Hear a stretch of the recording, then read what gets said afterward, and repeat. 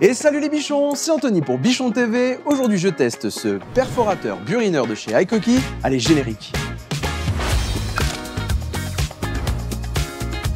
Alors cette machine, c'est quoi? C'est un outil sans fil qui va te permettre de t'attaquer à des travaux de perçage dans des matériaux durs et aussi à des petits travaux de démolition.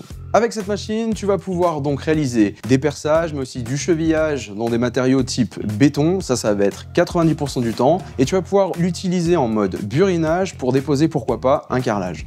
Cette machine, elle s'adresse à qui? Essentiellement aux artisans, mais aussi aux particuliers exigeants. Si je devrais décrire son champ d'action, c'est plutôt sur le second œuvre. Typiquement, il va être très utile pour un électricien ou alors un plombier. On découvre ensemble la machine, elle arrive dans un coffret de transport, c'est un coffret Thanos. Son petit nom chez iCoki, c'est Heat Case. À l'intérieur, on va retrouver plusieurs éléments. Premièrement, on a la notice d'emploi, ensuite le perforateur lui-même, la petite pige de profondeur et on va découvrir le premier fond. On le retire, dessous on va avoir le chargeur ainsi que deux batteries. Dans le détail, au niveau de la boîte de transport, plusieurs choses. À l'intérieur, on va retrouver une partie haute avec de la mousse qui va venir absorber les chocs. Chose qui est bien pensée, c'est pas très courant, mais l'organisation des objets à l'intérieur de la boîte se fait en deux niveaux. On va avoir d'abord le perfo et ensuite les accessoires. Ça peut être pratique si, comme moi, tu aimes avoir quelques mèches toujours dans la boîte de ton perfo. Au niveau de la batterie, plusieurs choses à dire. Premièrement, c'est un fonctionnement multivolt, c'est-à-dire qu'elle va pouvoir fonctionner avec des appareils en 18 volts, mais aussi en 36 volts. Autre élément qu'on retrouve sur un petit peu toutes les batteries, on va avoir un témoin de charge pour savoir où est-ce qu'on en est de sa capacité.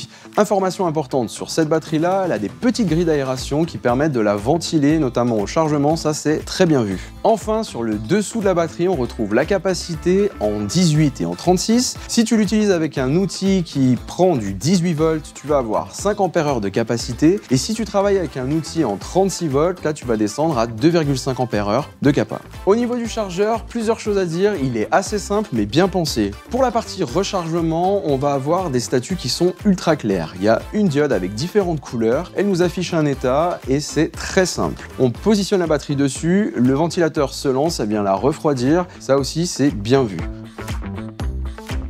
Enfin, dernier élément qui peut toujours dépanner sur un chantier, on a un port USB-A qui se place à l'arrière, toujours pratique pour pouvoir recharger soit son téléphone ou alors une frontale. Comme sur tous les perforateurs, on va retrouver des grands classiques, à savoir la poignée pour améliorer ta préhension, elle va être ultra simple en utilisation. Tu dévises, tu la mets dans la position que tu souhaites et tu revises. Autre élément, le basculeur qui va te permettre de sélectionner la fonction que tu veux utiliser sur ta machine, soit du perçage simple, soit du perçage en mode perforateur, soit uniquement le mode burineur. Enfin, dernier élément, la gâchette qui va être progressive et en plus sur cette version là, tu as un inverseur pour pouvoir changer le sens de rotation de ta mèche. Bon, dernier point sur un perfo, mais maintenant c'est absolument plus une surprise, tu as un mandrin SDS+. Enfin, dernier élément, ça va être des boutons et aussi des indicateurs qui nous permettent d'activer les différentes aides au perçage. Au niveau des caractéristiques de la machine, je vais retenir trois choses. Premièrement, la puissance performance. On a une machine qui tourne en 36 volts, elle va avoir une capacité de frappe de 3,2 joules et elle va donner 4300 coups par minute. Ensuite, on va s'intéresser au système de sécurité. Le premier, il est actif. C'est un système anti-kickback. Si ta mèche venait à se bloquer, la machine va couper pour pas que tu te prennes un retour directement. Autre élément, là, c'est de la sécurité plus passive. Le perforateur, il va avoir un montage qui va être sur silent block pour pouvoir amortir un maximum de vibrations. Enfin, on va s'intéresser au système d'aide au perçage qui équipe la machine et on va en avoir trois. Le premier système, il s'appelle LED Level et il va te permettre de faire des trous qui sont parfaitement perpendiculaires. Le second, ça va être un démarrage progressif lorsque tu t'attaques à des matériaux qui sont plutôt fragiles. Et enfin, le troisième, c'est un système auto-stop qui va te permettre de faire des trous à répétition de la même profondeur sans utiliser la pige mécanique. Pour attaquer les tests, un grand classique, simplement perçage dans un bloc de béton. Pour ça, je vais monter un forêt SDS en 12 mm et je vais monter aussi ma pige de profondeur.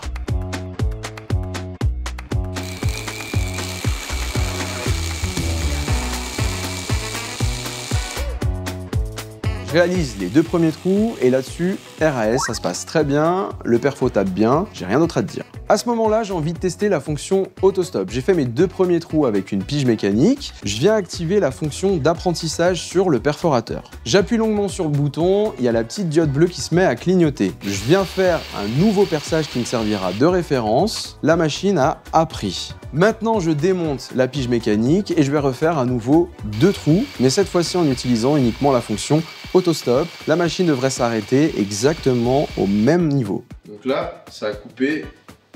Je suis en pleine gâchette. Pour être le plus précis possible sur les résultats, je me tape une bonne session où je vais enlever l'intégralité de la poussière qu'il y a au fond des différents perçages et je vais récupérer la pige sur laquelle je vais faire un trait de référence sur le 3e trou, donc celui que j'ai effectué en mode apprentissage et avec la pige. Sans surprise, sur les 2 premiers trous, je me retrouve exactement avec la même profondeur normale. On est arrivé sur une butée mécanique. Maintenant, ce qui m'intéresse vraiment, c'est de savoir ce que ça donne sur les 2 prochains. Et là, bonne surprise, on se retrouve avec des perçages qui ont à peu près la même profondeur. C'est pas exactement la même, on a plus ou moins 2 mm de variation, mais ça reste largement acceptable. Petit conseil, si tu as un perçage avec une profondeur précise, si tu dois pas atteindre un 2e matériau après un premier, n'utilise pas forcément cette fonction autostop. Pourquoi? Elle va se baser uniquement sur ton temps de perçage et toi tu vas pouvoir modifier plein de paramètres. Si tu n'appuies pas de la même manière sur la machine, si la densité du matériau que tu perces est pas forcément la même, ça va te causer potentiellement des problèmes et tu seras pas exactement la même profondeur.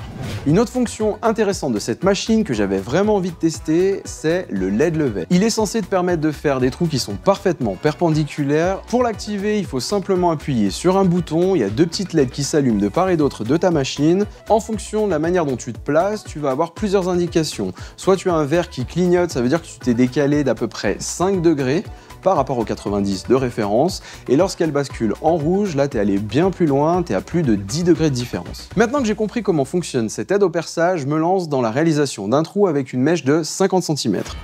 À l'utilisation, rien de spécial sur la partie perçage. Par contre, sur le guidage, première chose qui m'a surpris, au moment où tu actionnes la machine, le guidage s'éteint. Après, en y réfléchissant, je me dis que c'est normal. Quand tu allumes la machine, ça vibre dans tous les sens, le capteur va plus être en capacité de te dire si tu es droit ou non. Après, ce que je te conseille, c'est de réaliser ton perçage en plusieurs étapes. Au début, tu pars forcément correctement et ensuite, rien ne t'empêche de t'arrêter, de vérifier si tu es encore dans la zone verte et de reprendre. Au bout d'un certain moment, tu auras fait déjà une bonne avancée qui te permettra de guider ton forêt et le reste, ça va aller nickel.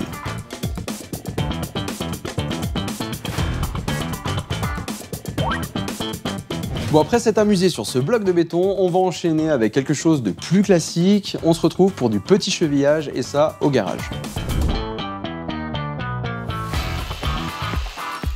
Une nouvelle fois, j'ai pas grand chose à dire sur la capacité de la machine pour faire du petit chevillage, c'est largement bon. Petite remarque tout de même, t'as plein d'aides dessus, mais faut pas non plus abuser. Pour faire ce type de travaux là, pour moi t'as absolument pas besoin ni du level, ni de l'autostop. Par contre, si tu es avec un forêt très long, que t'es en hauteur, que t'as pas forcément de repères fiables, ça peut être vraiment une béquille pour toi et ça peut t'aider à faire du bon boulot.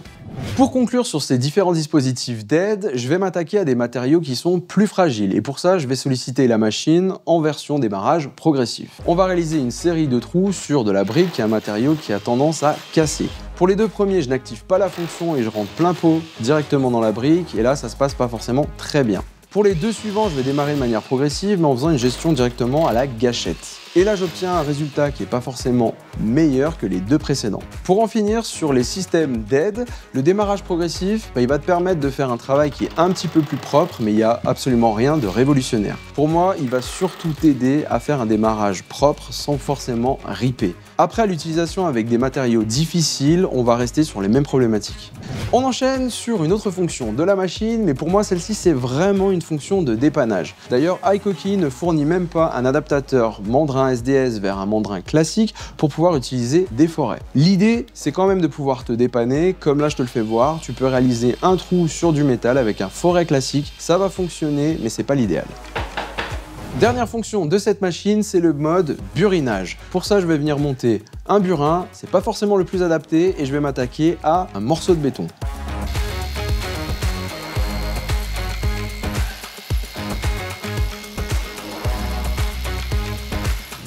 Comme t'as compris, ça se passe bien, par contre je m'attaquerai pas directement à des fondations à démolir entièrement, c'est absolument pas prévu pour. Il va être plutôt utile pour toi si t'as besoin de faire sauter un élément qui t'embête, un plot de colle, une dalle qui remonte légèrement pour pouvoir passer un tuyau par exemple. Là où il peut faire la différence, ça va être pour retirer notamment du carrelage parce qu'il va être très maniable, sans fil et plutôt puissant. Les bichons, je crois qu'on a fait le tour de ce perfo burineur de chez iCoki. Comme d'habitude, tu retrouves les éléments positifs et négatifs que je retiens sur cette machine directement à l'écran.